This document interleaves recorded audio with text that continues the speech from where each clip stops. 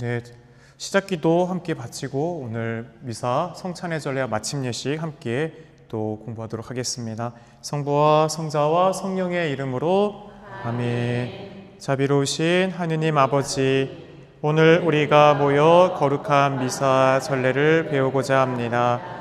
당신께서 베풀어 주신 신앙의 신비를 더 깊이 깨닫고 미사를 통해 주시는 은총을 더욱 충만히 누릴 수 있도록 이끌어 주소서. 성령께서 저희 마음을 밝혀주시어 배우는 모든 내용을 잘 이해하고 미사를 더욱 경건하고 온전히 봉헌할 수 있도록 도와주소서.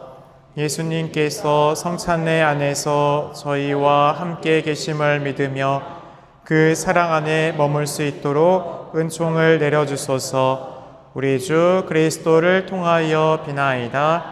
아멘. 성부와 성자와 성령의 이름으로 아멘. 오늘 미사 지난 시간 시작 예식과 또 말씀의 전례에 이어서 함께 성찬 전례와 마침 예식 함께 이제 남은 부분 살펴보겠습니다. 우리가 이제 미사 말씀의 전례를 마치고 첫 번째 성찬의 전례는 예물 봉헌으로 시작이 되죠. 먼저 빵과 포도주를 제대 위에 봉헌하는 예물 봉헌입니다. 단순히 우리 제물을 바치는 것이 아니라 우리의 온 삶과 세상의 모든 것을 하느님께 돌려드리는 행위입니다.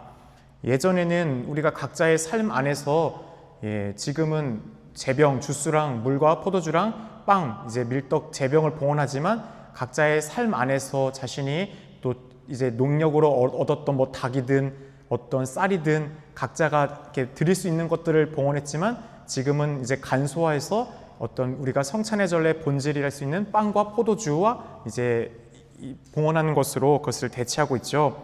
따라서 이 예물 봉헌 안에서 우리가 세 가지 의미를 함께 살펴볼 필요가 있는데요. 첫째는 감사의 표현입니다. 하느님께서 우리에게 베풀어 주신 수많은 은총에 감사하는 마음으로 우리가 받은 것은 결국 누구의 것입니까? 주님 것이잖아요. 다시금 우리가 자발적인 봉헌으로 주님께 일부를 돌려드리는 봉헌의 의미입니다. 이는 하느님의 선물에 대한 우리의 응답이며 사랑에 대한 감사의 표현입니다. 둘째로 자기 봉헌입니다. 단순히 빵과 포도주를 바치는 것이 아니라 우리의 삶, 기쁨, 고통, 희생도 함께 바치는 게 봉헌의 참된 의미입니다. 혹시 그 거룩한 미사라고 카타리나의 증언이라는 아베마리아 출판사에서 나왔던 얇은 속책자가 있어요. 혹시 읽어보신 분 계신가요? 한 분, 두 분 계신데 이 미사 가운데서 우리가 실제적으로 눈으로 보이는 거 말고 영적 세계에서 일어나는 사건을 한시로 기록한 게 거룩한 미사 카타리나의 증언이라는 소책자 한 40쪽 안 되는 페이지로 된 얇은 책자예요. 거기서 보면 한 예를 들어서 예물을 봉헌을 할 때 여러분들의 각자의 누가 있어요? 수호천사가 있죠. 여러분들이 그때 물질적 봉헌만 하는 게 아니라 여러분의 삶에 대한 감사, 하느님을 향한 찬양, 또 그 가운데 내 슬픔, 아픔, 고통, 좌절 이런 것들을 그 주님께 바치면 여러분의 각자의 수호천사가 그걸 갖고 하느님 대전으로 올라가요. 근데 수호천사가 무엇인가 갖고 있는 사람도 있는데 아무것도 안 갖고 있는 수호천사도 있어요. 뭘까요?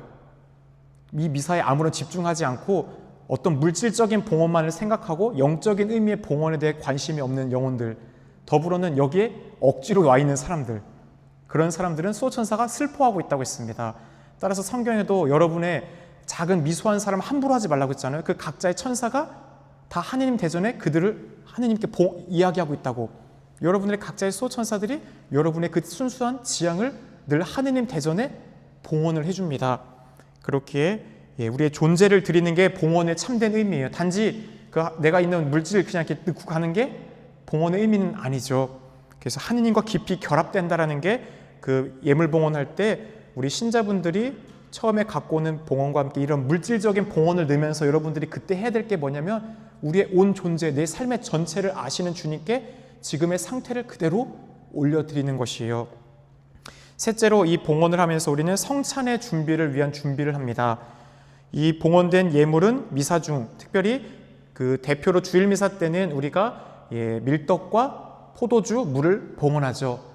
그 밀떡과 포도주는 뭐로 실체를 이루어요? 예수님의 몸과 피로 변화되지 않습니까? 단순한 예물이 아니라 그리스도의 희생과 사랑을 담아 우리가 함께하는 신비로운 성사의 중심으로 시작되는 것이 바로 이 예물 봉헌입니다. 결국 예물 봉헌은 우리의 믿음과 사랑을 담아 하느님께 우리를 바치는 거룩한 행위입니다. 우리의 삶 전체를 봉헌하는 깊은 의미가 있기 때문에 그때 그냥 예물 바친다고 할 때 물질적인 것들 챙기는 것 넘어서서 정말 내 마음이 먼저 주님께 봉헌을 온전히 하고 있는지를 첫 번째로 잘 우리 신자분들을 점검할 수 있어야 됩니다. 이 봉헌 행렬 때 대표 첫 번째는 신자가 빵과 포도주를 앞으로 가져오죠.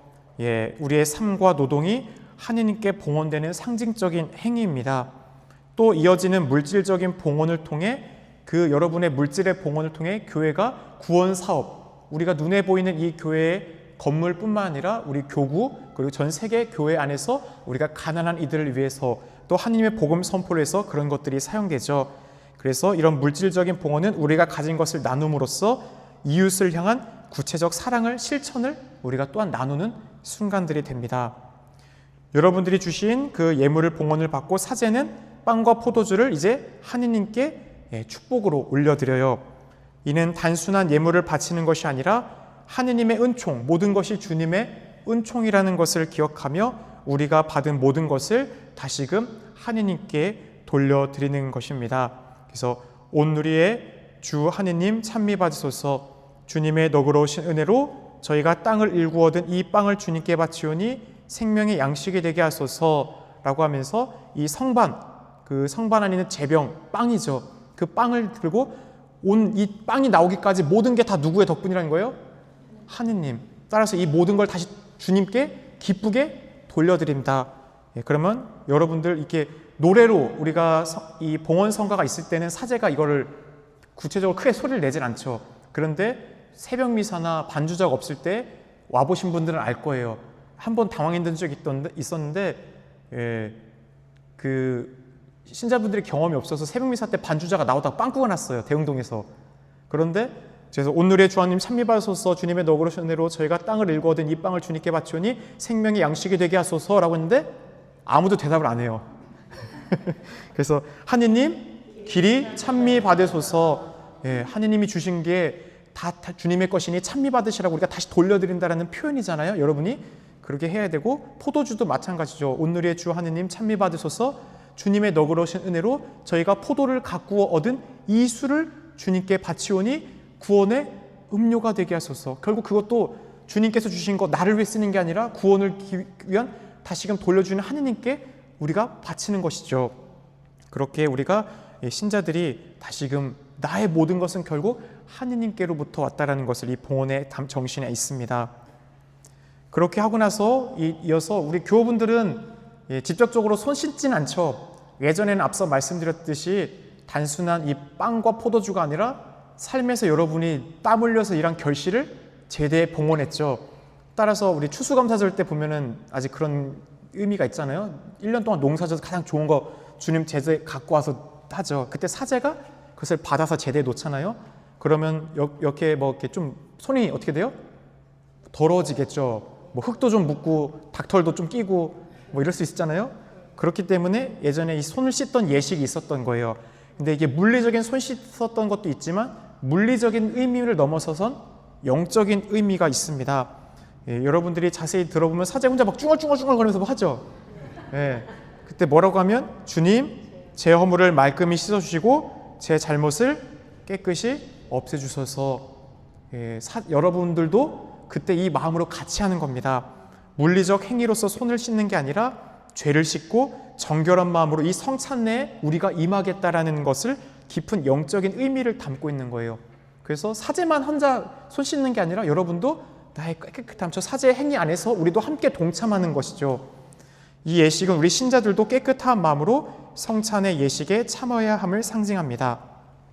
하느님 앞에서 겸손하게 자신의 허물을 성찰하고 정화된 마음으로 주님을 맞이할 준비를 하는 것입니다. 이어서 사제는 봉헌된 예물을 놓고 하느님께 기도합니다.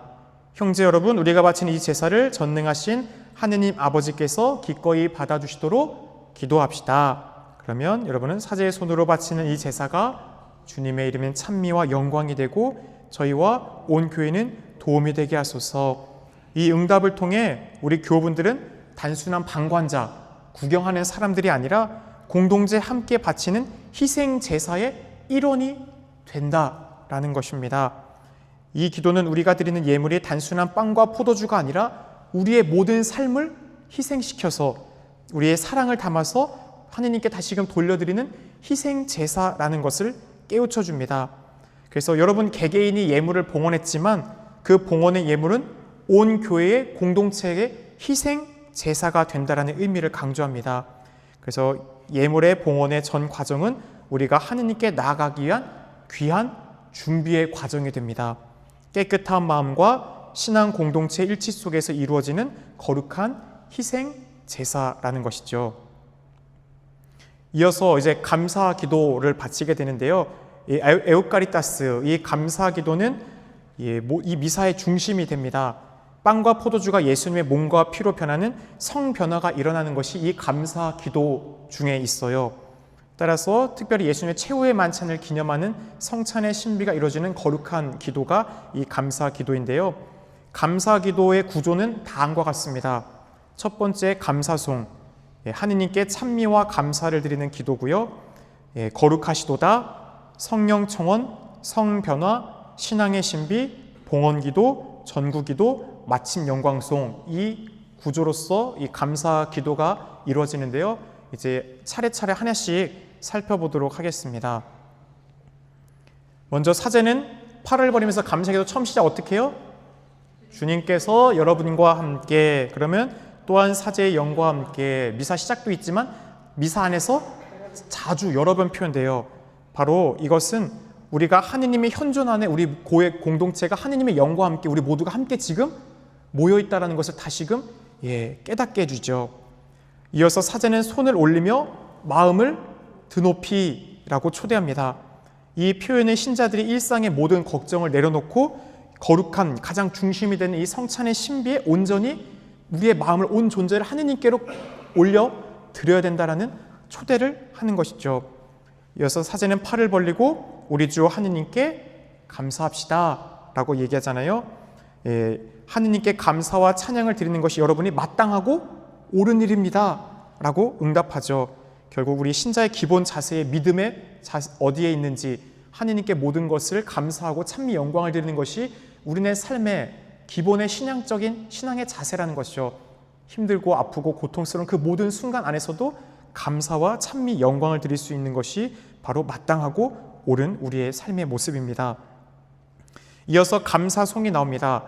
이 감사송은 다음과 같은 내용을 갖고 있죠. 첫째로 하느님의 위대하심을, 첫 번째로 하느님의 전능하심을 우리가 찬미해요. 거룩하신 아버지, 전능하시고 하느님의 속성이 많죠. 자비롭고 인자하시고 사랑이시고, 그 가운데서 우리가 사도신경에도 첫 번째 조목으로 나오는 하느님의 속성이 뭐예요? 전능하심. 전능하다는 건 뭐예요? 못할 게 없다는 거예요. 악에서도 선을 이끌 수 있다. 구원으로 그분이 원하시면 모든 일을 구원할 수 있는 거 뭐예요? 전능이에요. 그렇게 하느님의 속성이 사랑이 첫 번째 있을 것 같지만 우리가 그 가운데서 전능을 첫 번째로 얘기하는 것은 하느님의 불가능이 없음, 그분의 모든 인류의 구원을 위한 그분의 큰 힘을 우리는 고백합니다. 전능하시고 영원하신 주 하느님, 언제나 어디서나 아버지께 감사함이 참으로 마땅하고 옳은 일이며 저희 도리요 구원의 길이옵니다 라고 사제는 얘기하죠. 이 기도를 통해 우리는 하느님의 위대하심을 찬미하며 감사를 드립니다. 둘째로 하느님의 구원 활동을 우리가 기억하죠. 어떻게 그분이 우리를 구원하시러 갔는지, 그분의 전능함이 어떻게 이 땅에서 우리를 이끌어 갔는지를 우리가 기억해요. 다시금 상기시켜줘요. 그래서 예수님의 이 땅에 오신 강생, 그리고 그분의 순환, 그분의 죽음, 그분의 부활을 통해 이루어진 구원의 신비를 되새기며 하느님의 사랑을 기억하는 것이죠. 또한 이 중간에 하느님의 구원 구세사의 역할에 대한 내용 부분들은 이 전례력에 따라 조금씩 바뀌어요. 예를 들어 대림시기에는 구세주의 오심에 대한 준비를 향한 내용들로 들어가 있고, 부활시기에는 하느님의 그 부활의 영광을 찬미하고 우리도 함께 그 부활에 참석할 수 있도록 이끌어주신 하느님에 대한 감사를 표현하는 것들이 나오죠. 감사송은 셋째로 성찬례로 나아가는 준비입니다. 하느님의 크신 은총을 기억하며 우리가 성찬례에 합당하게 참여할 수 있는 마음을 준비하죠. 그래서 감사송은 단순한 그냥 감사하다라는 것을 나열한 것이 아닙니다. 우리를 성찬례로 이끌어주는 구원의 핵심을 담고 있는 구원의 문이라는 것과 같다라고 할 수 있죠. 이어서 우리는 이 거룩하시도다라고 하는데요. 이 거룩하시도다, 아까 얘기했던 그 거룩한 미사 카타리나의 증언 그 책을 보면 이 시간에 어떤 일이 일어나면 하늘에 있는 모든 성인 천사, 특별히 그날 주보 성인, 그날 우리 축일 맞는 이가 있으면 그 주보 성인과 함께 성모님, 그 다음에 하늘에 있는 모든 성인 군단들이 이 제대를 중심으로 어떻게 해요? 다 무릎 꿇어요. 온 존재가 이 앞에 무릎 꿇고 거룩하시도다, 거룩하시도다, 거룩하시다. 우리 눈에 아무것도 없죠. 근데 미사 때 영적 세계 안에서 그런 일이 이루어집니다. 그래서 이 거룩하시다는 하느님의 거룩함과 영광을 찬양하는 기도로 구약 성경과 신약 성경에서 그 기원을 찾을 수 있습니다. 구약 성경에서는 이사야서 6장 3절이죠. 거기서도 거룩하시도다, 거룩하시도다, 거룩하시도다, 만군의 주님, 온 땅에 그분의 영광이 가득하다라고 나와요. 이 말씀은 이사야 예언자가 하느님의 영광을 직접 체험한 하느님의 그 옥자를 바라보며 봤던 장면에서 나오죠. 그는 하느님의 옥자 주변에서 세라핌, 천사들이 끊임없이 하느님을 옥자에 앉아서 있는 그분을 찬미 영광을 드리는 것을 바라보게 됩니다. 따라서 이 거룩하시도 원급, 비교급, 최상급이에요. 그래서 이 거룩함이 점점점 커져가는 것이죠.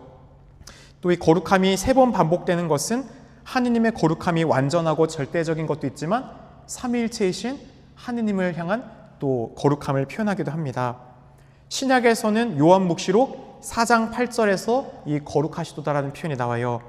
그 본문을 보면 거룩하시도다, 거룩하시도다, 거룩하시도다. 전능하신 주 하느님, 전에도 계셨고 지금도 계시며 또 앞으로 오실 분. 그래서 요한묵시록은 하늘의 네 생물, 이 복음서를 상징하는 네 생징물이죠. 그러면서 끊임없이 하느님을 찬미하는 장면을 표현합니다. 그래서 하느님의 전능하심과 영광 이렇게 표현하고 있는데 핵심은 전에도 계셨고 지금도 계시고 또 앞으로 오실 분이라는 표현은 하느님께서 시간과 공간을 총원하여 영원히 계시는 분이라는 거예요. 영원한 자, 자존자, 그게 야훼라는 이름이죠. 모세를 통해서 하느님이 우리에게 알려주신 앞으로 불릴 그분의 이름은 나는 있는 나, 영원히 스스로의 존재를 가치를 갖고 있는 자존자. 우리는 유한자예요. 우리는 이 세상에 필연적으로 있어야 될 의무가 없어요. 그런데 이 세상의 모든 것이 필연적으로 유한자만 있다면 모든 순간 한순간은 무가 돼요. 왜냐하면 필연적으로 자신의 존재를 갖고 있는 자가 있어야지만 유한자가 존재할 수 있습니다. 철학적으로. 그렇기 때문에 이 세상에 모든 것을 있게끔 만드는 부동의 필연자가 있어야 되는데 그것이 신이고 우리의 표현으로 하느님이죠. 알파요 오메가이다. 이 시작이 세상의 처음이었으며 세상 마지막 날까지 있는 분, 그분은 주 야훼, 우리의 주 하느님이시죠. 이 거룩하시도를 바칠 때 그러면 우리는 어떤 자세를 갖고 있어야겠어요? 첫째로 성모님, 하늘의 온갖 천사들도 다 무릎 꿇고 있는데, 그래서 저는 우리 성당에 정말 안타까움이 뭐냐면 장개틀이 없어요. 성당이 조금 더 넓어서 큰 성당을 다시 짓게 된다면 꼭 장개틀 들어간 의자를 넣고 싶습니다. 왜냐하면 미사 안에서 무릎 꿇는다는 의미는 뭐 정말 본질적으로 안 되는 분은 어쩔 수 없지만 하느님 앞에 우리를 가장 겸손되게 낮추는 태도이고 자세잖아요. 경건한 마음으로 또 하느님의 거룩함을 우리는 그 거룩하시도 때 묵상해야 됩니다. 하느님의 절대적인 신성과 위엄을 우리는 기억하잖아요.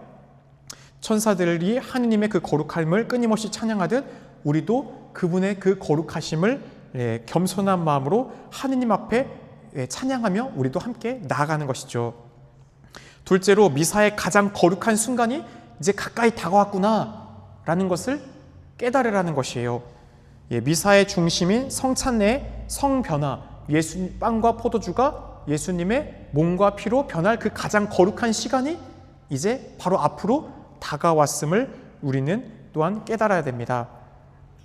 셋째로 천사들과 함께 하느님을 찬미하는 기쁨을 느껴야 됩니다. 성경에서 거룩하시다는 찬미는 천사들이 끊임없이 바치는 찬양의 행위였습니다. 따라서 미사 중 거룩하시도다를 바칠 때 우리는 이 세상을 넘어 천상의 전례, 이 교회는 지상교회, 그 다음에 무슨 교회가 있어요? 천상교회, 그리고 그 중간에 연옥교회가 있어요. 연옥교회도 언젠가는 정화를 마치면 천상교회로 다 올라가죠. 따라서 이 교회가 공로가 통한다는 것을 우리가 사도신경에서 뭐라고 해요? 통공이라고 하죠. 공로가 통한다. 이 지상에 있는 우리를 위해서 천상의 교회는 끊임없이 기도해주고, 우리 지상교회는 연옥에 있는 이들, 천상도 연옥에 있는 이들을 구해서 그들이 갚아야 될 보석을 우리가 대신해주면서 공로를 통해 그들이 구원으로 가잖아요. 마찬가지로 우리도 하늘에 있는 천상교회가 바치고 있는 그 거룩한 전례에 함께 하는 겁니다. 천상전례에 동참하는 것이죠. 하느님을 향한 경외심과 함께 천사들과 함께 찬양하는 기쁨과 감사함을 우리도 느낄 수 있도록 마음을 정말 온전히 그 시간 모아야 되는 것입니다. 넷째로 예수님의 성찬의 신비에 온전히 참여할 준비를 해야 하는 것입니다. 미사의 궁극적인 목표는 예수님과 하나됨이에요. 그것이 마지막 날에 이루어지는 신비입니다. 데이피카시오, 신화화하는 것, 하느님이 되는 것, 그게 하느님이 우리에게 바라시는 아버지의 뜻이에요. 주 여호와 너희 하느님이 거룩한 것처럼 너희도 거룩한 사람이 되어라. 우리도 그 거룩함에 초대를 받았고 그 거룩하신 아버지와 온전히 하나가 되는 것, 그것이 지복직관, 주님과 하나 되는 그 복을 우리가 마주하는 것이고 구원의 날이고 영원한 생명을 얻게 되는 것이죠. 그렇게 우리도 이 신비에 참여할 마음의 준비를 하는 것이 이 기도를 바치는 시간입니다. 이어서 사제는 성령 청원을 해요. 이 에피클레시아는 그리스어에서 유래한 말로서 에피클레시스는 부르다, 간청하다. 누구를 부른다라는 걸까요? 하느님이라고 표현할 수도 맞겠지만 정확하게 위격을 표현하면 성령님이에요. 성령께 청하는 거예요. 그래서 성령을 부르고 성령께 간청한다라는 게 에피클레시스라는 뜻입니다. 그래서 빵과 포도주를 예수 그리스도의 몸과 피로 변화시키도록 성령의 힘을 빌어서 변화할 수 있도록 성령 청원 기도를 하죠. 성령 청원은 성찬의 신비를 이루는 중요한 기도이며 하느님께서 직접 성령을 통해 성변화를 이루는 신비한 순간입니다. 그래서 이 성령 청원 전례문의 내용을 이제 살펴보면 사제가 어떻게 해요? 이제 빵과 포도주 위에 손을 얹으면서 간구하오니, 그래서 이때 중요한 성령의 청원을 하기 때문에 집중하라는 의미로 복사들이 종을 한번 치죠.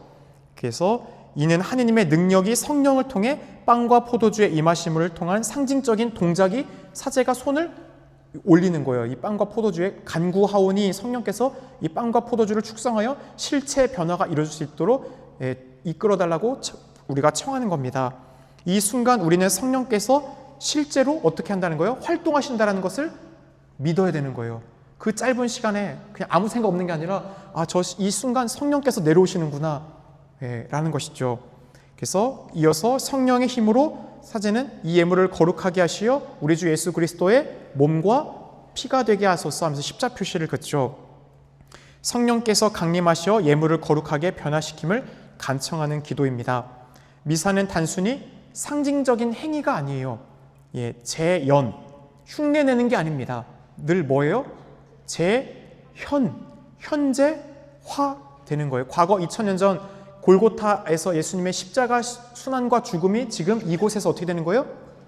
똑같이 일어나는 거예요.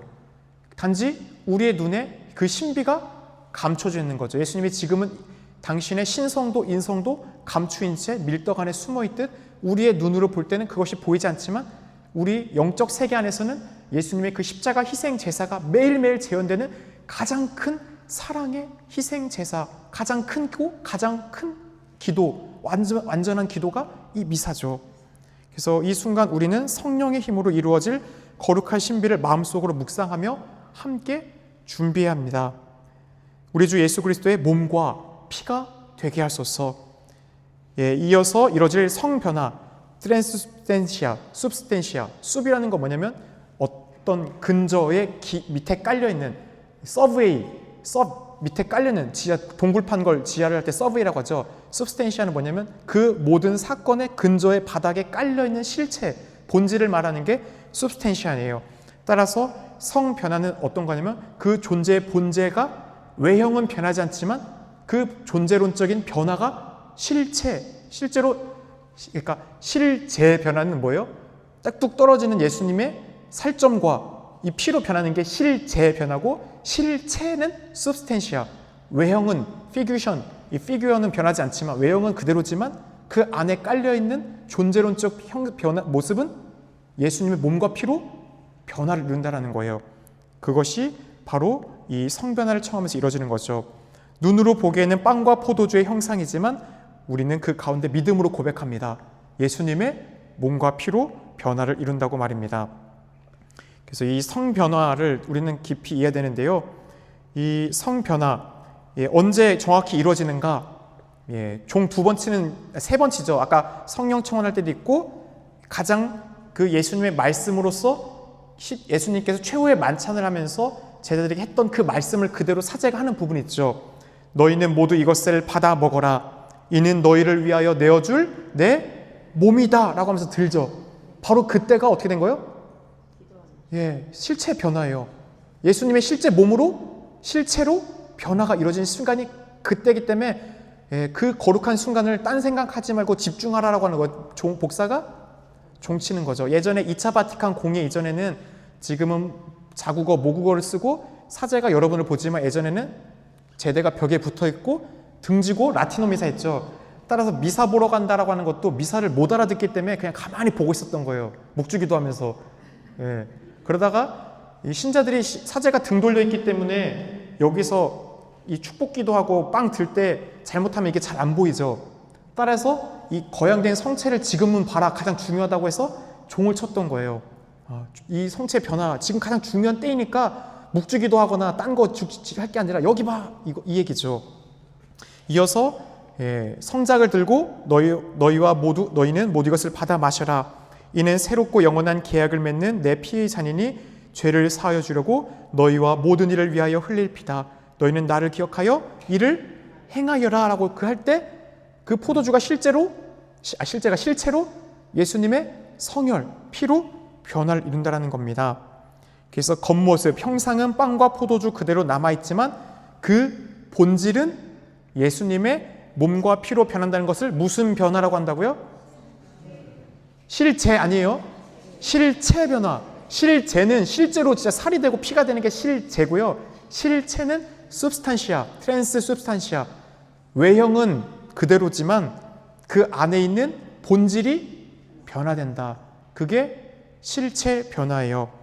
그렇게 예수님의 몸, 요한복음 6장을 통해서도 예수님은 분명히 말씀하시죠. 나는 하늘에서 내려온 살아있는 빵이다. 이 빵을 먹는 사람은 영원히 살 것이다. 내가 줄 빵은 곧 세상에 생명을 주는 나의 살이다 라고 말입니다. 그래서 이 실체 변화는 믿을 교리일까요? 이해할 수 있는 교리일까요? 믿을 교리예요. 삼일체처럼 이해할 수 있는 게 아닙니다. 믿을 교리로 받아들이죠. 그래서 형상은 변하지 않지만 본질이 변하다는 것은 우리 교회의 오랜 전통과 신학적 근거를 가진 가르침입니다. 이어서 여러분들 요즘은 뭐 유튜브 찾아보시면 영상 보신 분들이 있겠지만 이 실체 변화인데 실제 변화가 일어난 적도 있어요. 사건, 성체 기적이라고 하죠.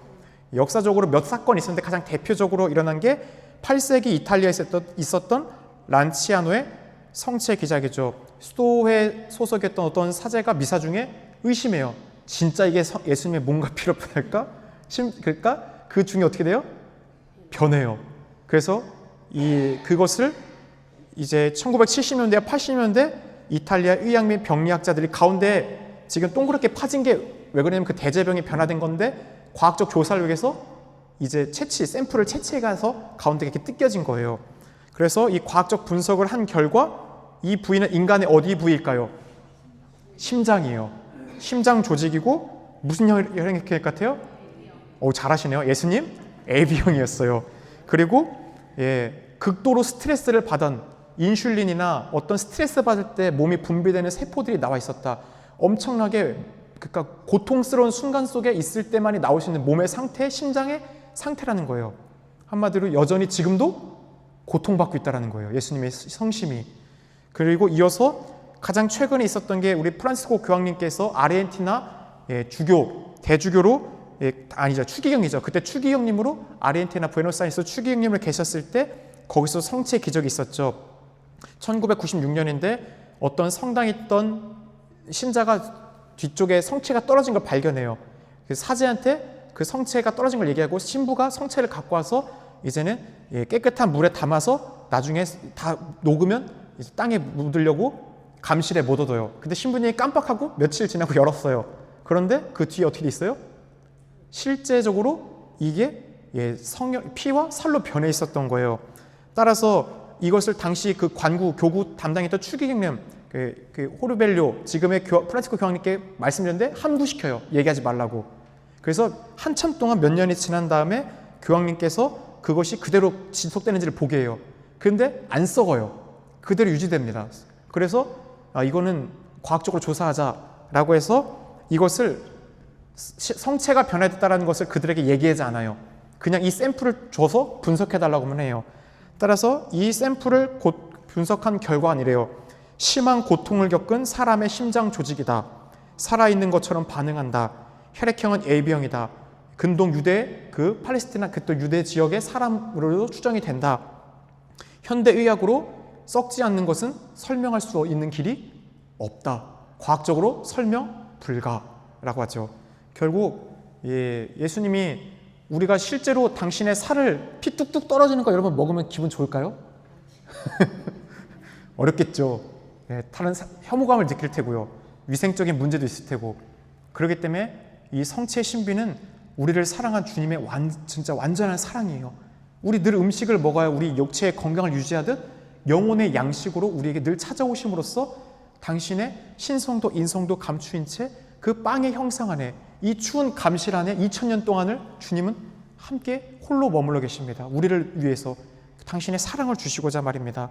그래서 과학적으로 우리가 역사 안에서 정말 설명할 수 없지만 이런 성체 변화의 기적들도 우리가 믿을 수 있도록 일어난 사건들이 있죠. 자세한 거 보고 싶으면 유튜브에 쳐보시면 나와요. 이 부에노스아이레스의 성체 기적 쳐보셔도 나오고요. 이 란치아노 성체 기적 쳐도 나오는데 둘 다 다른 시기 다른 곳에서 분석했는데 결과가 똑같아요.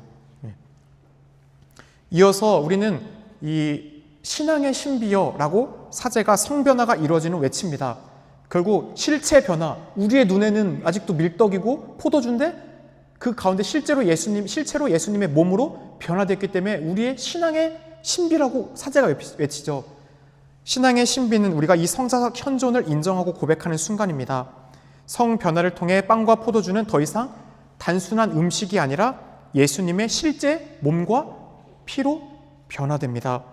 단순한 상징이 아닙니다. 그렇게 우리는 이 신앙을 선포합니다. 그렇게 여러분은 여기 어떻게 응답해요?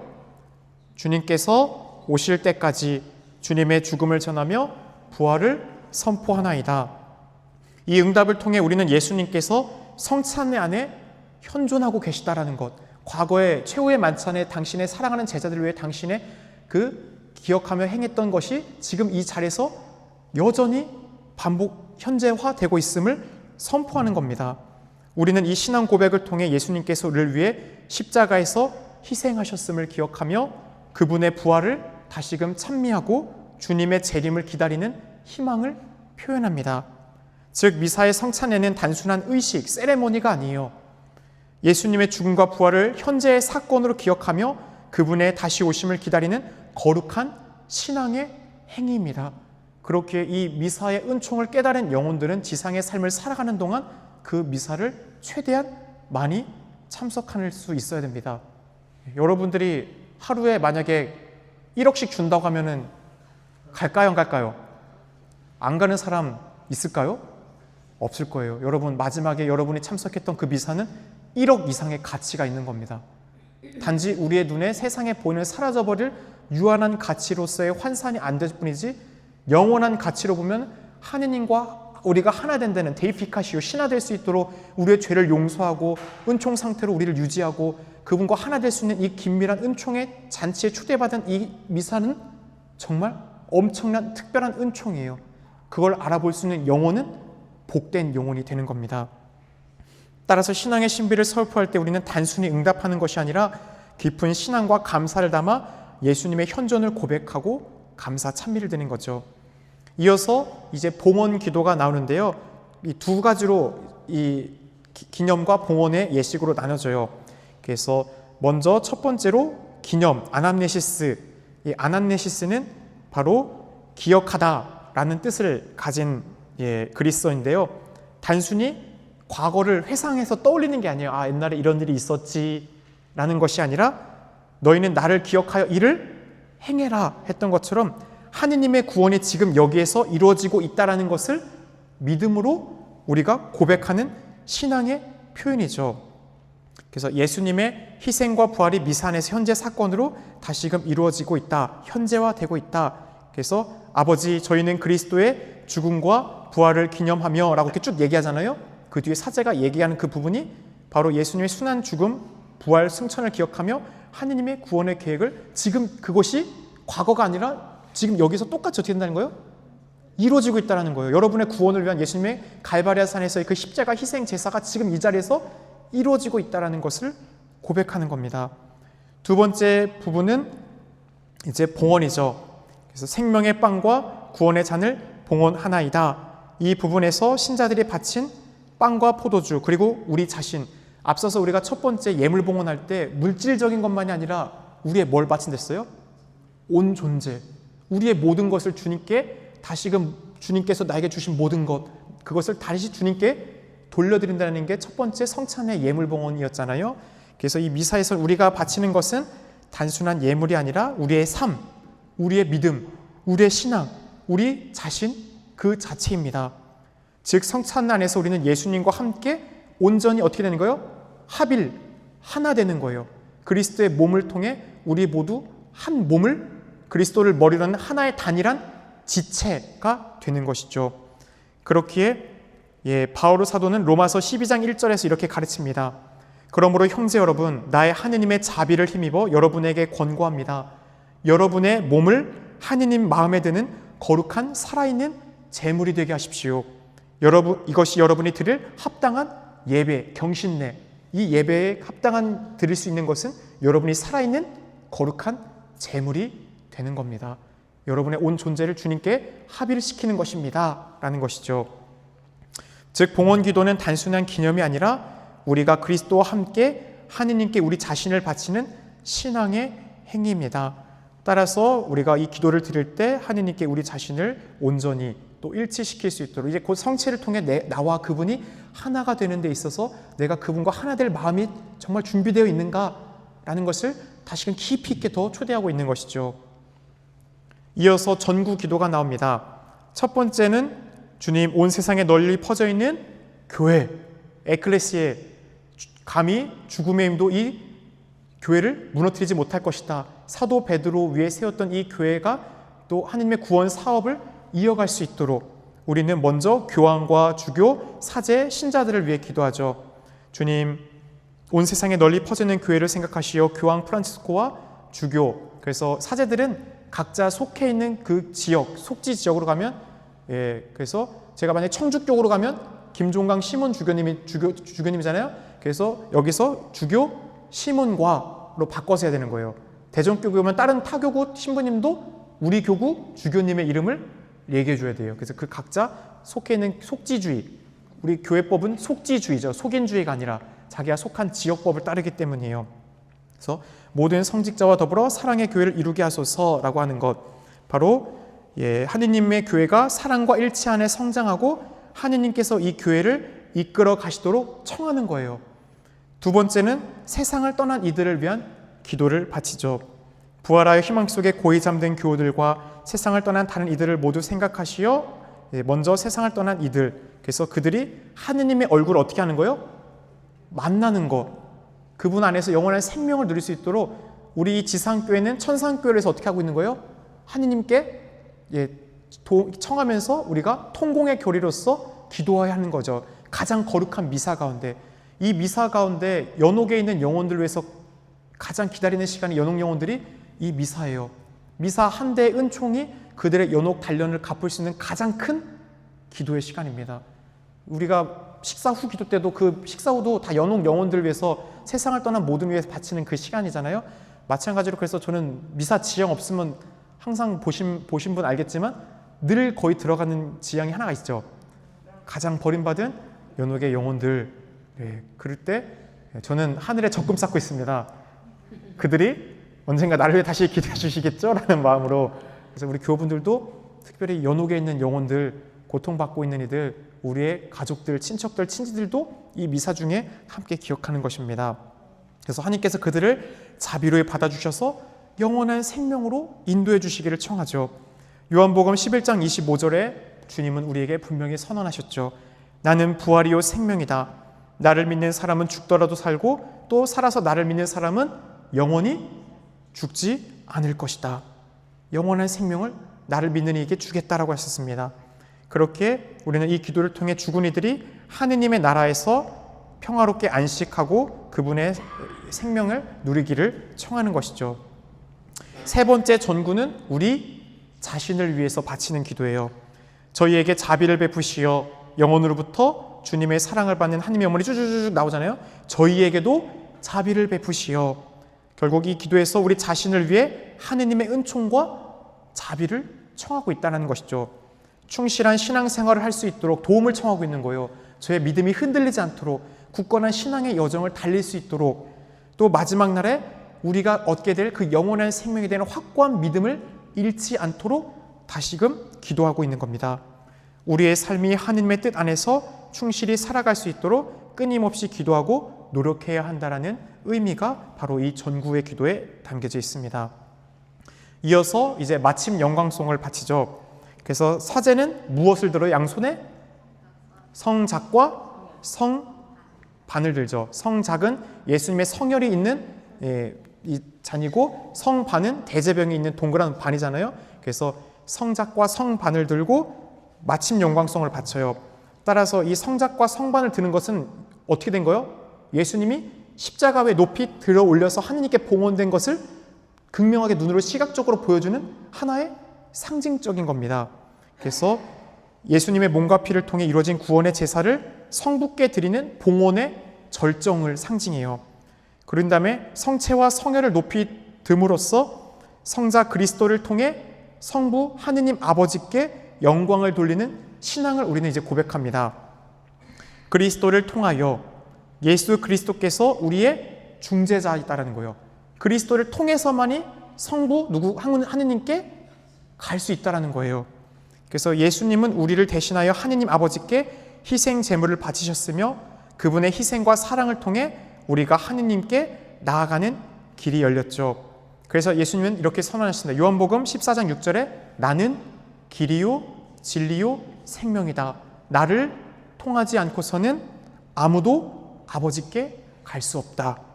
즉 우리가 하느님께 기도하고 은총을 받을 수 있는 것은 오직 예수 그리스도를 통해서만이 가능하다. 그래서 앞선 지난 시간 우리가 했던 말씀의 전리 시작 예식에서 보면 본기도 때 보면은 모든 기도가 그리스도를 통하여 성부 하느님께 올려드리는 삼위 안에서도 그리스도를 통해 그 기도를 올린다라고 되어 있었죠. 둘째로 그리스도와 함께 꿈 그리스도 예수님께서 부활하시고 지금도 우리와 함께 있다라는 거예요. 지금 이 자리에 우리와 함께 예수님은 죽음에서 부활하셨고 지금도 임마누엘의 주님, 세상 끝날 때까지 함께 계신 주님으로 우리와 함께하고 있음을, 그 공동체 이 안에 주님이 이 안에서 사제의 인격 안에서 실제로 활동하고 있음을 고백하는 겁니다. 마태복음 28장 20절에도 보라 내가 세상 끝날 때까지 너희와 항상 함께 있겠다라고 했죠. 우리는 그리스도와 함께 하느님의 자녀로서 예수님과 신비체 한 몸을 이루어 하느님을 찬미하는 공동체인 겁니다. 또 인 그리스도 안에서 예수 그리스도 안에서만 참된 구원이 이루어짐을 고백하는 표현입니다. 우리의 신앙의 중심은 예수님이며 그분 안에서만 하느님의 은총과 영원한 생명을 받을 수 있죠. 구원으로 가는 길은 여러 가지가 있어요. 타 종교에도 구원은 있어요. 타 종교에도 구원은 있지만 가장 안전하고 가장 확실하고 빠른 길이 그리스도 안에 있죠. 굳이 내가 노력하고 힘들게 확실하지 않은 길을 간다고 하는 사람이 없겠죠. 그렇게 우리는 그리스도를 믿고 따르는 것이 구원으로 가는 가장 안전하고 확실한 길이라는 것을 늘 믿고 따라갑니다. 그래서 사도행전 4장 12절을 보면 이렇게 얘기합니다. 다른 누구에게도 구원이 없습니다. 사실 사람들에게 주어진 이름 가운데 우리가 구원받을 수 있는 이름은 오직 하나, 예수 그리스도뿐입니다. 따라서 그리스도 안에서라는 표현은 우리가 예수님을 떠나서는 결코 구원에 완전히 이룰 수가 없다. 비록 구원은 하나님의 전능하신 선성과 자비에 있기 때문에 많은 이들의 구원을 그분은 열어주셨을 거예요. 그러니까 그렇게 교회 밖에도 구원이 있다고 가르치겠죠.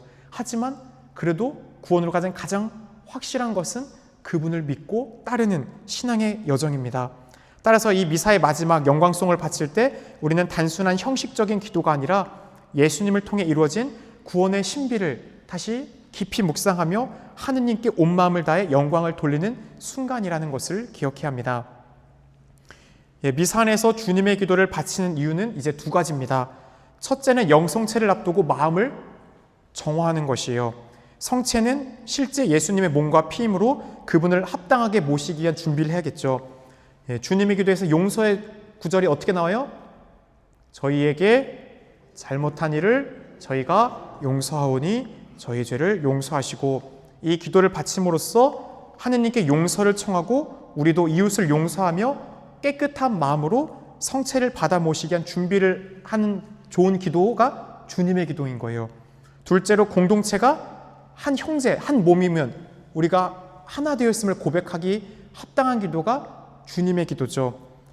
미사에서 신자들은 개별적으로 기도하는 것이 아니라 공동체가 함께 하나가 되어 전례를 통해 봉헌하잖아요. 그래서 우리는 나의 아버지라고 하지 않고 뭐라고요? 우리 아버지. 옆에 있는 형제, 옆에 있는 사람은 그렇게 누구예요? 내 형제라는 거예요. 우리가 실질적으로 옆에 있는 사람들 형제로 보여요?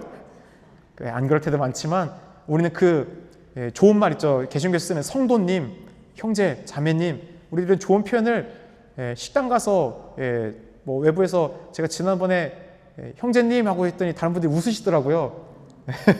그런데 좋은 표현이에요. 우리 모두 하느님을 아버지로 모고 있는 같은 한 자매, 형제, 정말 하나다라는 것이잖아요. 그래서 우리가 한 가족이라는 것을 인식해야 됩니다.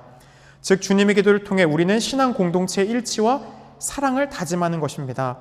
개인적인 신앙의 행위가 아니라 공동체가 함께하는 것. 그렇죠. 그리고 오늘도 미사 때 또 많은 분들 실수가 나오는데 주님의 기도 뒤에 아멘 해요? 안 해요? 안 하는 것이에요. 왜 아멘 응답하지 않나요? 아멘이란 뜻이 뭐예요? 믿습니다. 그렇게 되면서 어떤 마침 모든 기도에 대해서 아멘하면 믿습니다라고 하면서 거기에 대한 확답을 종지부를 점을 찍는 거예요. 그런데 아직 주님의 기도 뒤에 기도문이 안 끝났어요. 그래서 거기서 아멘하면 아직 기도가 안 끝났는데 기도를 맞춰버리는 거예요. 그 뒤에 사제가 기도하죠. 주님, 저희를 모든 악에서 구하시고 한평생 평화롭게 하소서. 주님의 자비로 저희를 언제나 죄에서 구원하시고 모든 시련에서 보호하시어 복된 희망을 품고 구세주 예수 그리스도의 재림을 기다리게 하소서. 그래서 이 엠볼리스미라는 사제에 이어지는 기도가 있습니다. 따라서 이 기도가 다 끝난 뒤에 아멘을 대신해서 여러분들이 그 기도의 마침으로 드리는 기도가 뭐예요? 주님께 나라와 권능과 영광이 영원히 있습니다. 이게 아멘을 대신해서 주님의 기도를 이제 마침으로 끝내는 거예요. 그렇기 때문에 왜 주님의 기도 평상시 때는 아멘으로 하는데 미사 때는 왜 아멘 안 해요? 라고 하면 이유는 단 한 가지예요. 아직 완결되지 않았기 때문에, 기도가 끝나지 않았기 때문에 그렇게 한다는 것이죠. 이어서 이제 평화의 예식 인사가 나눕니다. 이 예식을 통해 첫째로 그리스도의 평화를 우리는 나누게 되죠. 예수님께서 제자들에게 첫 번째 부활하신 다음에 했던 인사가 뭐예요? 평화가 너희와 함께 라고 하는 거죠. 또한 요한복음 14장 27절에 보면 나는 너희에게 평화를 남기고 간다. 내가 주는 평화는 세상이 주는 평화와 같지 않다. 외적인 것은 우리가 평화롭지 않더라도 내면에서부터 주님과 함께 있을 때 빼앗길 수 없는 그 한구함을 주님은 우리에게 주신다고 약속했습니다.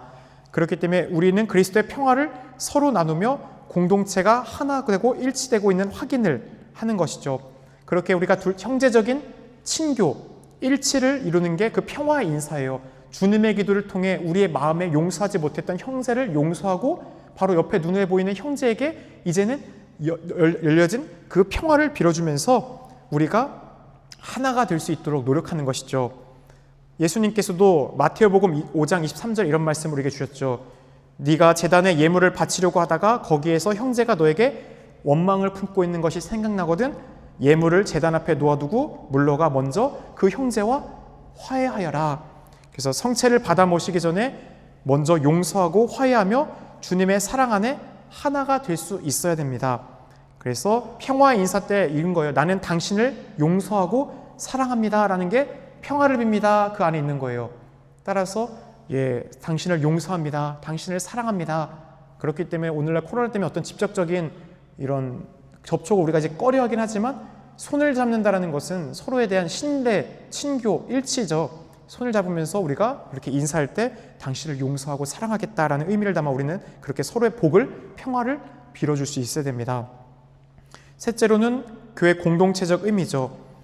평화 인사는 단순한 개인적인 신앙을 넘어 공동체 전체가 하나 되는 겁니다. 이것은 바로 코린토일서 12장 12절의 말처럼 우리의 몸은 하나이지만 다양한 여러분은 뭐예요? 지체들이죠. 모두 한 몸인 것처럼 그리스도께서 그러하십니다. 우리 모두는 다양한 지체 한 사람 한 사람이지만 이 교회 안에서 그리스도를 머리로 지금 하나의 몸의 평화를 이루기 위해서입니다. 넷째로 우리는 영성체의 준비, 성체를 모시기 전에 하나님과 서로 간의 일치를 이루기 위해서 또 서로의 평화를 빌어주는 것이죠. 그래서 우리가 축복하는 그 축복의 잔은 그리스도의 피에 참여하는 것 아닙니까? 우리가 떼어 나누는 빵은 그리스도의 몸에 참여하는 것이 아닙니까? 라는 또 바울 사도의 말씀처럼 우리가 일치를 이루어 그 주님의 몸의 합일을 이루기 위한 그것이 평화 인사 그 안에 담겨져 있습니다. 이어서 우리는 하느님의 어린 양을 합니다. 하느님의 어린 양, 세상의 죄를 없애시는 주님, 자비를 베푸소서. 하느님의 어린 양, 세상의 죄를 없애시는 주님, 자비를 베푸소서. 하느님의 어린 양, 세상의 죄를 없애시는 주님, 평화를 주소서. 잘 아시듯이 이 하느님의 어린 양은 속죄, 희생제사와 관련되어 있죠. 구약 안에서 잘 살면 소, 중산층 양, 좀 가난하면 산비둘기나 집비둘기를 바쳤죠. 특별히 이 파스카 사건과 관련되잖아요. 구약에 이제 문설주와 상인방에 발랐던 게 1년 된 흠없는 어린 양이었죠. 그 어린 양의 피가 발라졌던 그 집은 죽음이 건너갔듯이 바로 예수님이 십자가 위에서 당신의 늑방을 통해서 흘렀던 그 피와 물로 또 우리가 우리의 죄를 씻고 우리도 파스카, 새로운 영원한 생명, 죽음에서 부활로 넘어가는 새로운 파스카를 상징하기 때문에 하느님의 어린 양, 바로 예수님은 우리의 죄를 대속하시는 제물이신 것이죠. 그분은 대제사제이지만 동시에 본인이 그 제물이신 거예요. 그래서 예수님은 새로운 계약의 어린 양이 되셨습니다. 이러한 예수님을 두고 세례자 요한은 요한복음 1장 29절 이렇게 얘기했죠. 보라, 세상의 죄를 없애시는 하느님의 어린 양이시다. 이건 뒤에 또 사제가 성체를 들고 선포하죠. 예수님은 모든 인류의 죄를 대신 짊어지고 십자가에서 희생하셨습니다. 그러므로 하느님의 어린 양이라는 표현은 예수님의 희생과 구원의 의미를 담고 있으며 또 미사에서 성체를 모시는 순간 우리가 바로 그 희생과 구원에 온전히 참여하게 된다는 것을 깨닫게 합니다. 이 3번 반복하는 것은 우리의 간절한 마음을 표현하는 것이고 우리가 이 기도를 바침으로써 그 어린 양의 피로 어떻게 하는 거예요? 우리가 지금 우리 혼인 예복을 깨끗이 씻어 입는 거예요. 요한복음 보면은 혼인 예복을 갖춰 입었다고 하죠. 그 예복, 우리가 죄를 지을 때 더러워졌던 그 예복을 씻을 수 있는 것은 어린 양의 피인 거예요. 주님의 무한한 희생 제사의 자비로서 우리는 합당한 예복을 갖춰 입게 됩니다. 그래서 우리는 단순히 죄를 용서받는 것에서 끝나는 것이 아니라 이제 그 어린 양이신 주님을 따라 우리도 다른 사람들의 죄를 용서하고 자비로운 삶을 우리도 살아가겠다라는 다짐을 그 안에서 우리도 해야 하는 것이에요. 그리고 마지막에 평화를 주소서라고 하면서 앞선 그 평화를 이어서 우리도 온 교회, 하느님과의 우리가 죄를 지었었을 때 끊어지게 된 단절이 있어요. 하느님과의 관계, 그리고 이웃과의 관계, 그 다음에 피조물, 세상과의 관계예요. 결국 평화를 통해서 우리가 회복해야 되는 건 하느님과의 화해, 우리 이웃과의 화해, 또 세상과의 피조물과의 올바른 화해, 평화를 이루는 것이죠. 그래서 예수님께서 우리가 주시고자 하는 가장 큰 선물이 부활 후 첫 번째로 줬던 그 선물이에요. 평화가 너희와 함께. 우리도 그 평화를 세상에 전해야 한다는 사명을 갖게 되었습니다. 이어서 성체를 모시기 전에 사제는 이제 이 쪼개진 대제병을 쪼갠 다음에 그것을 합쳐서 여러분에게 보여주면서 뭐라고요? 보라, 하느님의 어린 양, 세상의 죄를 없애시는 분이시니 이 성찬에 초대받은 이는 복되다. 마지막 날 주님의 그 성찬, 영원한 생명에 누릴 것을 지금 믿음 안에서 우리는 미리 초대받았다라는 거예요. 그렇기 때문에 우리는 감사하고 기쁨을 표현해야 되는 거죠. 그래서 이 성찬의 초대가 얼마나 큰 은총인지를 사제가 깨닫도록 우리 교우들에게 초대하고 있는 겁니다. 이에 신자들은 깊은 겸손과 신뢰로 응답하죠. 뭐라고요? 주님, 제 안에 주님을 모시기에 합당치 않사오나 한 말씀만 하소서 제 영혼이 곧 나으리다. 복음, 이것은 어느 사람이 했던 건지 기억나세요? 루카복음 7장에 이방인 백부장, 백인의 병사를 갖고 있던 백인 대장이 신앙의 응답이에요. 예수님이 자신의 집에 올 필요가 없다고 했죠. 저도 어떤 사람 밑에 있지만 제가 명령하면은 가라 하면 가고 오라 하면 옵니다.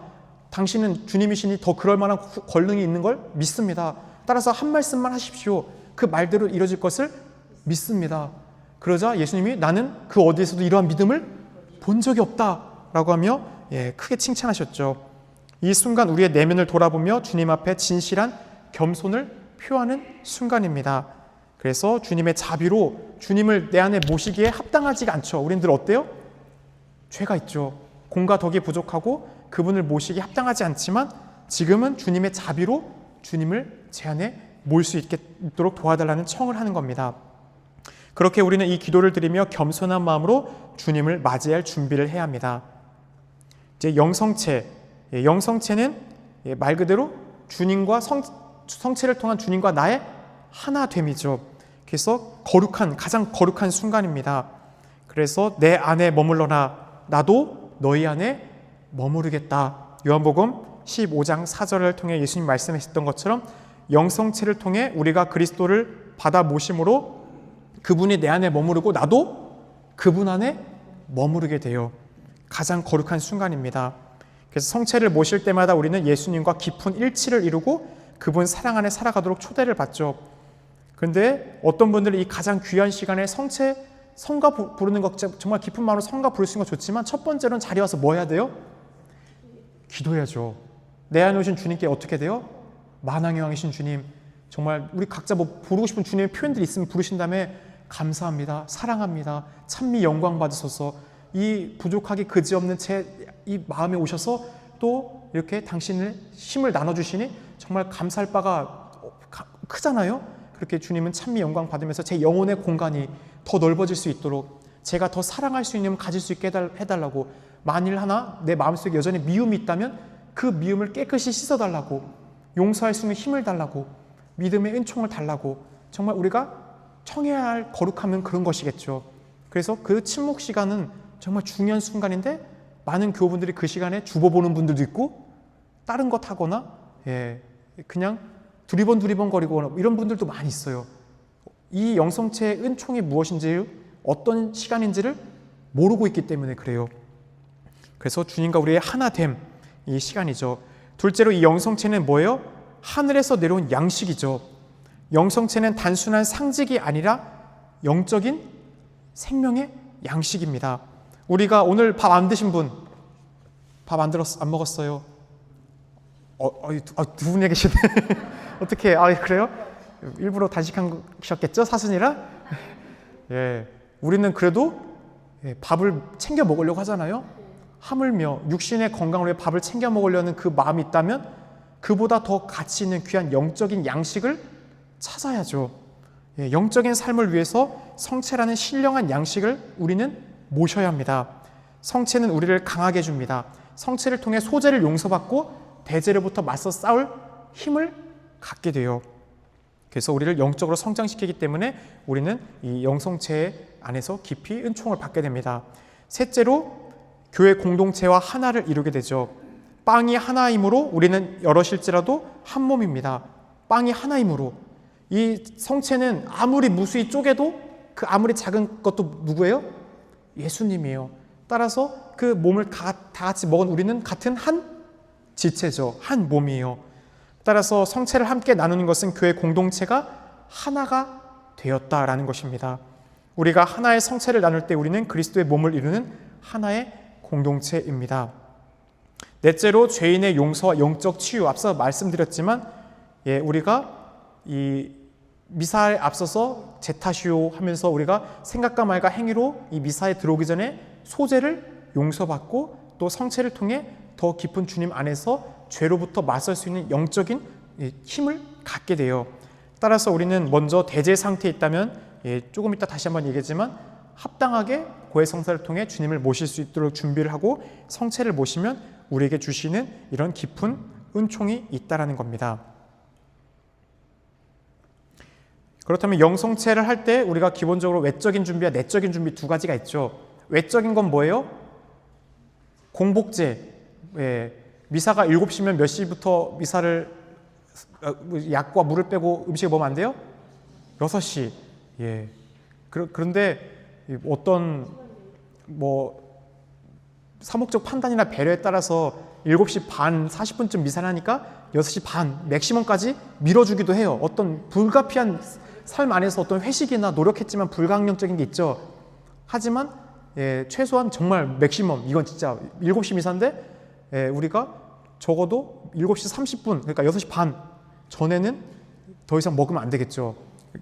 그래서 이런 영성체를 하기 전에 공복제를 지키고 대제 상태에 있다면 아까도 했지만 합당한 성사를 통해 주님이 우리 안에 올 수 있도록 준비를 해야 되겠죠. 또 영성체를 받을 때 우리 교우분들 왜 그런지 모르겠는데 왜 계속 손을 바꿔서 오시는 분들이 많이 있어요. 오른손을 위에 올리면 일단 사제는 이 사람이 세례를 받았는지 안 받았는지 의심을 하기 때문에 물어봐요. 세례 받으셨어요? 그렇기 때문에 여러분들이 손을 바꿔서 오면은 이 사람이 아직 교회 사람이 아니구나라고 저는 생각하기 때문에 이게 머뭇거리죠. 그래서 이런 여러분들이 왼손을 오른손 위에 포개고 오른손으로 모신다라는 것을 다시 한번 하고, 부득이한 경우가 있죠. 어떤 손이 불편하거나 손을 사용할 수 없는 경우는 교회가 또한 인정한 게 뭐예요? 입으로. 그래서 그럴 때는 먼저 그리스도의 몸 하면 아멘 하고 이렇게 하고 벌리면 사제가 영해드리죠. 그런데 이런 우리의 삶 안에서 어떤 자신의 신념, 잘못된 신심, 베이사이드는 무조건 성체 입으로 받아 모시라고 가르쳐요. 그래서 베이사이드 교 같은 경우는 오면은 제가 물어봐서 그 종교면은 손으로 모시라고 합니다. 그러면 주겠지만 굳이 그래도 안 그런다면 그렇게 안 해주죠. 그래서 이런 영성체 후 앞서 말씀드렸듯이 여러분들이 해야 되는 건 침묵 가운데 감사와 찬미, 영광 또 청할 수 있는 기도들을 바쳐야 됩니다. 신령성체라는 말 들어보셨죠? 신령성체는 성체를 직접 받아 모시지 못할 때 영적으로 예수님을 내 마음에 모시는 행위예요. 성체를 물리적으로 영하진 않더라도 마음으로 주님을 받아들이고 일치하라는 간절함. 가장 최근에 우리가 코로나 때는 이런 신령성체 할 것을 미사 보고 집에서 간절히 반하면 주님이 함께 될 수 있다라고 하면서 이 신령설체 했었죠. 그래서 신령성체는 언제 하면 좋은가? 대표적으로 이렇게 예를 들 수 있어요. 첫째, 몸이 못 올 정도로 아파요. 그러니까 대충 아픈 게 아니라 성당 오지 못할 정도로 아플 때, 또 특별한 사정 때문에 미사에 아무리 찾아봤는데도 미사 성당을 갈 수가 없을 때, 이럴 때 우리가 신령성체를 통해 주님을 내 마음에 어떤 모시겠다고 싶은 마음이 있으면 우리가 그날, 예전에는 대송이 주님의 기도 33번이었지만 정말 몸이 너무 아파서 못 나오거나 아무리 찾아봐도 미사를 할 수 없을 때는 어떻게 해야 돼요? 요즘은 묵주기도 5단이나 그 주일 독서, 복음 또 읽고 묵상하면 이제 대송이 되죠. 가능하면 이웃을 향한 어떤 희생, 봉사를 해도 대송이 돼요. 근데 몸이 아플 때는 그런 봉사는 못 하겠죠. 어쨌든 그렇게 하고 나서도 내가 이런 신령성체를 간절히 원하면 실제로 예수님이 우리 안에 오신다는 거예요. 그렇기 때문에 우리의 믿음 안에서 이런 신령성체, 또 어떤 경우가 있냐면 내가 대제 상태인데 고해 성사를 못 봤어요. 그러면은 어떻게 해야 돼요?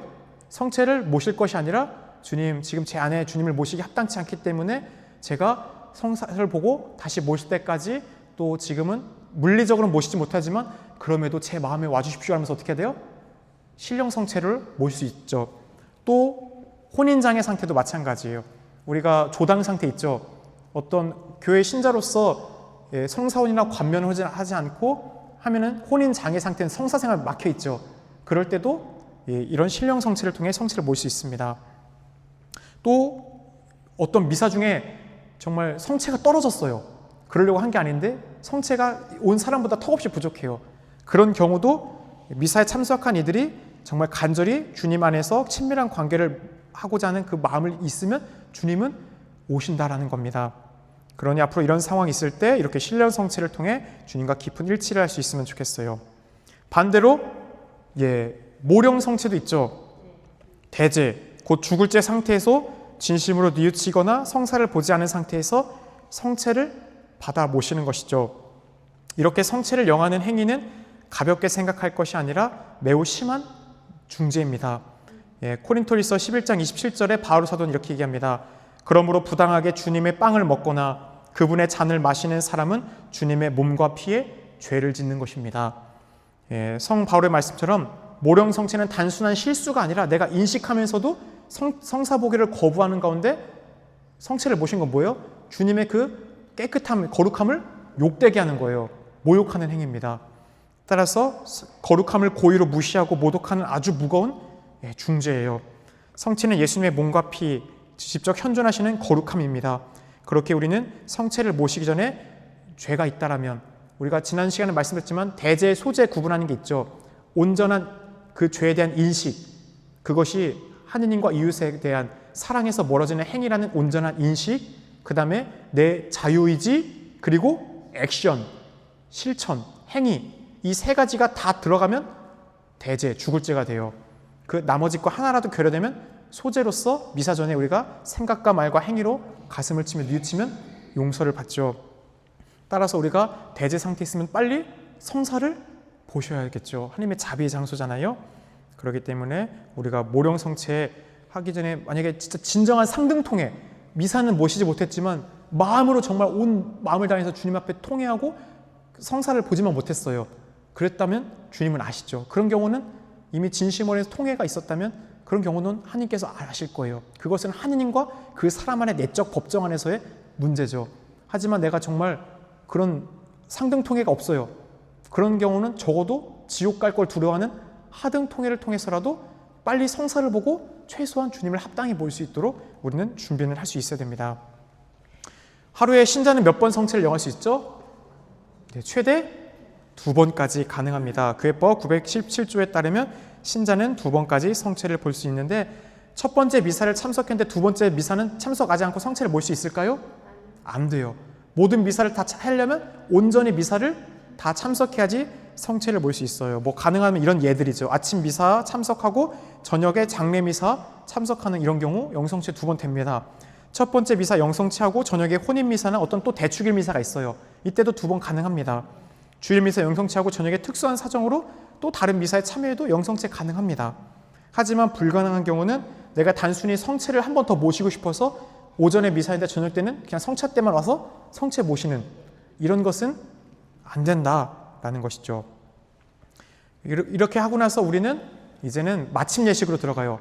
강복과 축복을 받죠. 이 베네딕시오, 베네딕시오는 사제들을 통해서 하느님께서 여러분에게 주시는 축복의 은총의 시간이기 때문에 우리들이 정말 하느님께서 주시는 그 축복을 마음을 다해서 받아야 되는데, 성체만 영하고 축복도 받지 않고 나가는 영혼들이 있어요. 바쁘다고. 아니, 하느님께서 우리에게 주시는 그 유산 축복의 목을 받지도 않고 아무리 바빠도 나가면 합당하게 주님이 주시는 복을 받지도 않고 가는 거잖아요. 그렇기 때문에 우리는 중요한 예식이에요. 하느님께서 우리에게 또 주시는 그 복, 첫째는 강복이시죠. 그래서 이것은 우리가 일상생활에서 죄와 맞서고 또 하나님의 뜻을 찾고 거룩하게 살아갈 수 있도록 삶의 어려운 순간 속에서도 이겨낼 수 있는 힘을 주시는 순간인 거예요. 그 축복의 시간은. 그리고 강복을 통해 우리는 우리의 사랑을 다시 한번 깊이 새기며 이제는 이웃들에게 나눠야겠다라는 것을 새기게 됩니다. 우리가 받은 그 복을 나만을 위해서가 아니라 그 복은 어떤 거예요? 여러분도 다른 사람들 강복할 수 있어요. 자녀들에게 여러분도 손 머리에 얹고 복을 표현해 줄 수 있습니다. 그래서 여러분들 베네딕쇼랑 폰사크라쇼를 구별해서 표현하셨는데 많은 분들이 성물 갖고 와서 신부님 축성해 주세요라고 하는데 맞는 표현일까요? 틀린 표현일까요? 잘못된 표현이에요. 축복해 주세요라고 해야 돼요. 축성은 제대, 이 성전, 사제, 오롯이 하느님만을 위해서 봉헌된 물건, 어떤 용도도 아니고 딱 그 하느님을 위해서 오롯이 사용될 수 있도록 그 용도로만 정해진 거룩한 것들을 축성이에요. 그렇기 때문에 여러분들이 어떤 삶에 있어서 하나님의 은총의 통로로 우리가 복을 빌어주는 도구들은 축복해 주세요라고 해야 돼요. 따라서 신자분들 맨날 오면은 예전에는 방사라고 했지만 축복해 주세요가 맞는 표현이에요. 그래서 그렇게 표현하시면 되고요. 여러분도 복은 다 빌어줄 수 있습니다. 다른 사람한테 하느님 이 사람 축복해 주세요라고 하면 하느님 여러분을 통해서 축복하는데 이 축복은 준성사죠. 그 복을 빌어주는 사람의 성품, 인격, 능력, 받는 사람의 마음, 상태에 따라 복이 가는 것이 달라요. 근데 성사는 이 사유성이 있죠. 인효성이 아니라 그 자체로서 올바른 규칙에 따라서 성사가 이루어졌으면 그 성사가 주는 은총이 그대로 다 가죠. 그래서 성사와 준성사는 또 이런 차이가 있죠. 마침으로 우리는 이제 미션, 파견됩니다. 미사 라틴에서 이때 미사 에스트, 미사가 끝났으니 가라, 파견되었다. 가라, 이제 너희는 파견되었다는 게 이때 미사 에스트죠. 그래서 미사에서 표현된 것, 미비테레는 결국 파견되어진다라는 뜻이에요. 여러분들은 이제 어디로 가는 거예요? 세상으로 가서 이제는 주님의 죽음과 부활을 여러분도 어떻게 하는 거예요? 선포하는 겁니다. 여러분들이 하느님의 그 사도로서 기쁨을 나누는 것이죠. 그래서 신자들은 이제 받은 은혜를 이웃과 나누며 복음을 전하는 사명을 실천해야 됩니다. 예수님께서 세상 끝날 때까지 우리와 함께 있을 테니 두려워하지 말고 세상에 당신을 전하라고 했듯 우리도 주님과 함께 일치를 이루고 이제는 삶의 자리에서 그 기쁨을 나눠야 할 겁니다. 오늘 또 1시간 이렇게 성찬의 전례 마침 예식 들어주셔서 감사하고요. 오늘 마침 기도 함께 바치고 이 시간 마치도록 하겠습니다. 함께 바치겠습니다. 성부와 성자와 성령의 이름으로 아멘. 거룩하신 주님, 오늘 저희가 배운 모든 것을 마음에 생활고 생활 속에서 실천할 수 있도록 은총을 내려주셔서 미사의 참된 의미를 깨닫고 주님과 더욱 친밀한 관계를 맺으며 공동체 안에서 사랑과 나눔을 실천할 수 있도록 도와주소서.